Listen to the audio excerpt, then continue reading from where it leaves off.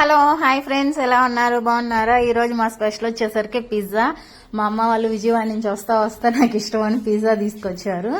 నేను 1-2 సార్లే తిన్నాను ఫ్రెండ్స్, ఎప్పుడు అందుకే తినలే. అందుకని మా తమ్ముడు అక్క 1-2 నువ్వు టేస్ట్ చేసింది. ఇది హెవీ పిజ్జా, పెద్ద పిజ్జా అనమాట. దీంట్లో వచ్చేసరికి 4 పిజ్జాలు కలిపి వచ్చిందంట, అందుకని తీసుకొచ్చారు ఈరోజు. కానీ వేడి మీద తింటే మటుకు ఎక్సలెంట్ గా ఉండిద్ది ఫ్రెండ్స్. వీటి పేర్లు కూడా తెలియదు, పేరు చెప్పడానికి కూడా.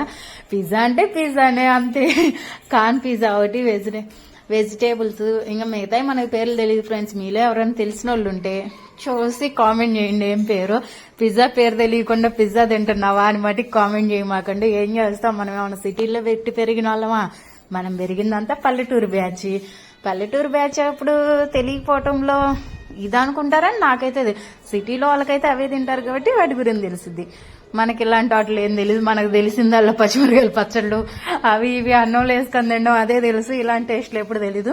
కాకపోతే మా తమ్ముడు, మా అక్క ఉన్నారుగా, మా అక్క కన్నా ఎక్కువ మా తమ్ముడు ఏదైనా తెలియకపోయినా కూడా ఇది తినండి, ఇది బాగుండిద్ది అని ఈ రోజు కూడా నాకు ఎప్పుడు నుంచి చెప్తున్నాడు. అక్క నీకు కేఎఫ్సీ పిజ్జా 2 ఇప్పిస్తాను అక్క. నాకు కేఎఫ్సీ అంటే కొంచెం ఇష్టం, తిన్నాను చాలా సార్లు. కానీ అది చూడంలో నిందో నోరు ఊరిద్ది.